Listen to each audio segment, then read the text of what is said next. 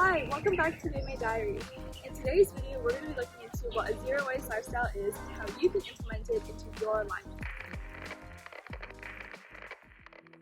First, let's get a definition of what zero waste is out there. A zero-waste lifestyle is essentially a movement where individuals seek to consciously reduce their consumption and also reduce the waste that they throw away. Environmental activist and author of the book, Zero Waste Home, The Ultimate Guide to Simplifying Your Life, Bae Johnson, has 5 rules or steps that she and her family follow in order to live a zero-waste lifestyle. And they are as follows. First, they refuse what they don't need. For example, if you're buying a drink, you can refuse a plastic straw that is offered to you, or if you're ordering takeout, you can say that you don't want the single-use cutlery that they often put in your takeout bag. Next, they seek to reduce what they do need. For example, next time you wash your hands in a public restroom, try to use fewer paper towels than you usually use, so you're only using what you actually need. After that, they reuse by swapping anything that's disposable for a reusable alternative and buying secondhand. Think about instead of simply refusing straws, you can buy your own silicone reusable straw, or go in thrifting next time you need to buy a new outfit. Then they will recycle only what they cannot refuse, reduce, or reuse. And finally, they compost the rest. This is for food scraps that you can't turn into other foods or supplies. These are all things that you can start implementing into your life today. All it takes is a conscious effort and reflection on what you consume. If you're feeling overwhelmed, don't worry. Bae Johnson insists that a zero-waste lifestyle is not meant to complicate things, it's meant to simplify your life. Once you figure out a system that works for you, you'll find that things become much simpler. The first stage is simply to work on consuming less. These are the refuse, reduce, and reuse concepts. Logically, if you consume less, you're going to be throwing away less. But the next stage of a zero-waste lifestyle is to still throw out significantly less than what you currently consume. Let's be honest for a quick moment. Have you ever paid attention to how much trash you actually throw away? This past week, I had to examine how much trash that I and my family throw away over the course of a week for a project in one of my classes.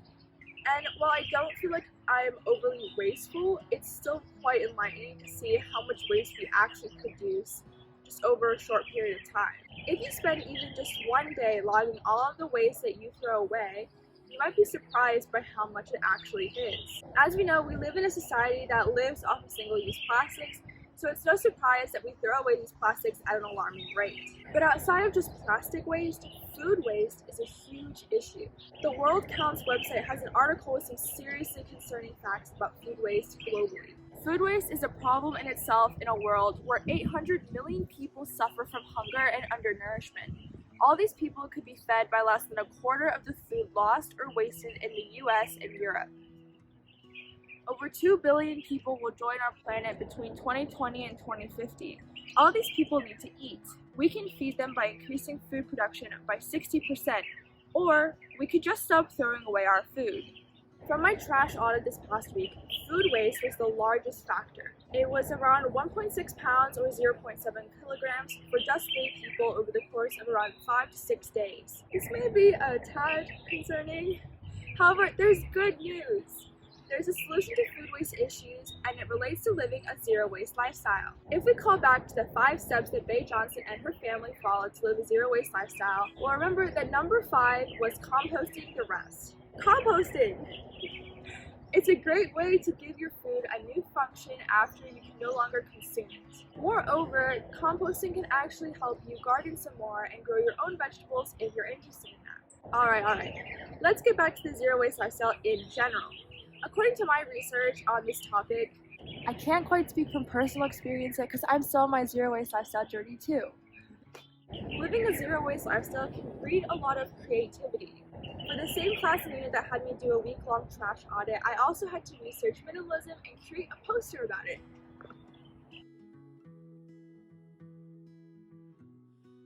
The wonderful individual that let me interview her for this poster talked about how when she was trying to consciously reduce what she was consuming or wasting, she found that it breeded a lot of creativity in how she reused her food scraps.